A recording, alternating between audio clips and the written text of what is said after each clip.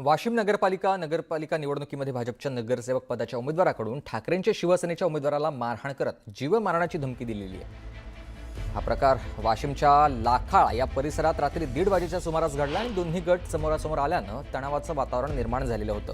वाशिम शहर पोलिसात या प्रकरणी ठाकरेंचे शिवसेनेचे उमेदवार गुड्डू उर्फ प्रवीण इढोळे यांच्या तक्रारीनंतर भाजप उमेदवार सतीश उर्फ गल्ला वानखडे यांच्या विरोधात गुन्हा दाखल करण्यात आला असून सतीश वानखडे फरार असून पोलीस शोध घेत आहेत। दरम्यान कोणत्याही प्रकारच्या दहशतीला किंवा आमिषाला बळी न पडता मतदारांनी आपल्या मतदानाचा हक्क बजावावा असं आवाहन पोलिसांनी केलं आहे। कोणी प्रयत्न केला तर पोलिसांकडे तक्रार दाखल करण्यात यावं असं आवाहन देखील त्यांनी ग्रामस्थांना केलं आहे।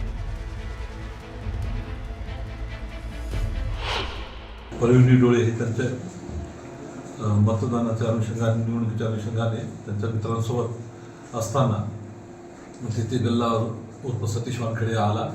त्यांनी निवडणुकीच्या कारणावरून प्रवीण डोळे यांना धमकी दिली व त्यांच्यासोबतच्या लोकांना मारहाण केलेली आहे। त्याबद्दल पोलीस स्टेशनला गुन्हा दाखल करण्याची कारवाई सुरू आहे। सध्या सतीश वानखडे हा फरार असून त्याचा शोध घेत आहोत। बातमी बारामतीमधून आहे। बारामती नगर परिषद पंचवार्षिक निवडणुकीकरता आज मतदान होत आहे आणि उपमुख्यमंत्री अजित पवार यांच्या विरोधात राष्ट्रवादी शरद पवार गट, शिवसेना एकनाथ शिंदे गट, भाजप यांनी स्वतंत्र पॅनल उभे केलेले आहेत। बारामती शहराचा केलेला सर्वांगीण विकास पाहता बारामतीची जनता कुणाला पसंती देणार हे पाहणं महत्त्वाचं असेल।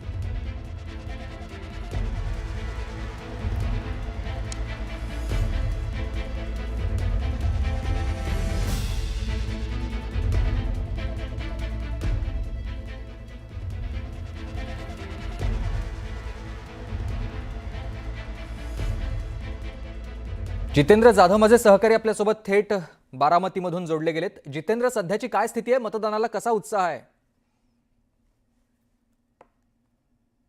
सुमिता, आपण बघतोय की संपूर्ण राज्याचं लक्ष लागलंय ते बारामतीकडे। आपण बघितलंय की बारामतीत उपमुख्यमंत्री अजित पवार संपूर्ण राज्यामध्ये फिरत असताना ते उदाहरण देतात की जे कुठे गेलं तरी तुम्हाला बारामती करून दाखवेल, आणि असं सगळं उदाहरण असताना बारामतीत त्यांच्याच विरोधात भाजप असेल, शिवसेना एकनाथ शिंदे गट असेल, बहुजन समाज पार्टी असेल आणि राष्ट्रवादीचे शरद पवार गट असेल, अशा चौरंगी लढत या ठिकाणी पाहायला मिळते।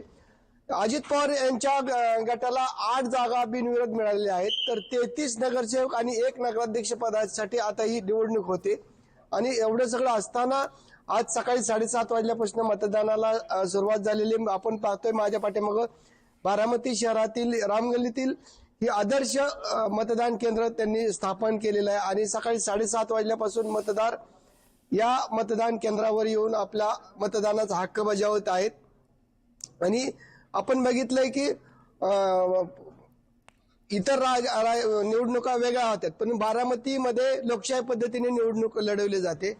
कोणी यापूर्वी जी निवडणुका होत होत्या ती प्रत्येक उमेदवार हा आपापल्या परीने त्या ठिकाणी लढत असायचा आणि नंतर निवडून आल्यानंतर भाजप असेल किंवा अजित पवार गट असेल अशा ठिकाणी आपला पॅनल ते उभे करत होते। परंतु यावेळेस अजित पवार गटांनी अशी खेळी केलेली आहे जे पूर्वी विरोधामध्ये निवडून आलेले होते उमेदवार, सुनील सस्ते असतील, विष्णू पंचवदर असतील, इतर सहकाऱ्यांना बरोबर घेऊन त्यांनी आपला पॅनल उभा केलेला आहे। 8 उमेदवार त्यांनी बिनविरोध निवडून आणलेले आहेत। 33 नगरसेवकांसाठी आता ही निवडणूक होती आणि 1 नगराध्यक्ष पदांसाठी।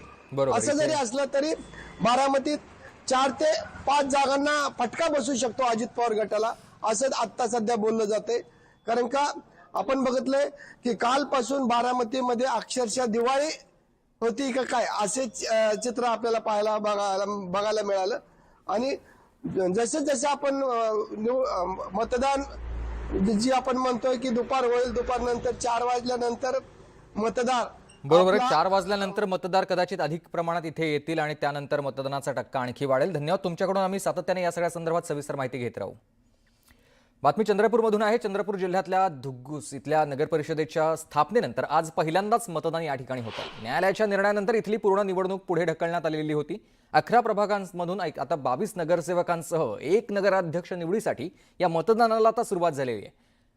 32,800 मतदारांसाठी प्रशासनानं 36 मतदान केंद्रांवर चोख बंदोबस्त ठेवलेला आहे आणि यासाठी 300 कर्मचारी आणि अधिकारी तसेच पोलीस कर्मचारी या ठिकाणी तैनात करण्यात आलेले आहेत.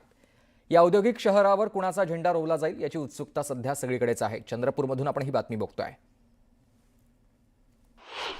चंद्रपूर जिल्ह्यात काहीच वेळात मतदानाला सुरुवात होणार आहेत. 9 नगरपरिषदा आणि 1 नगरपंचायत याच्यासाठी हे निवडणूक होणार आहेत, मतदान होणार आहेत आणि मतदानाची सुरुवात सध्या काही वेळ असलं तरी सध्या आता मॉक पोल सुरू आहेत, मशिना व्यवस्थित सुरू आहे आणि यासाठी तपासण्या सध्या सुरू आहेत. विविध पक्षाचे जे कार्यकर्ते आहेत त्यांचे प्रतिनिधी ते आहेत ते इथे आलेले आहेत आणि त्यांच्या समोर ही सगळी तपासणी केली जात आहे. जवळपास 3,40,000 मतदार आज ज्या 1150 उमेदवार आहेत त्यांचं भाग्य ठरवणार आहे आणि यासोबतच म्हणजे चंद्रपूर जिल्ह्यातले महत्वाचे नेते आहेत त्यांची सुद्धा प्रतिष्ठा जी आहे ते पणाला लागलेली आहे. चंद्रपूर जिल्हा म्हटलं गेलं तर वडेट्टीवार, सुधीर मुनगंटीवार आणि प्रतिभा धानोरकर या 3 मोठ्या नेत्यांच्या प्रतिभा पणाला लागल्या आहेत. दर्शक निधी लोकमत, चंद्रपूर.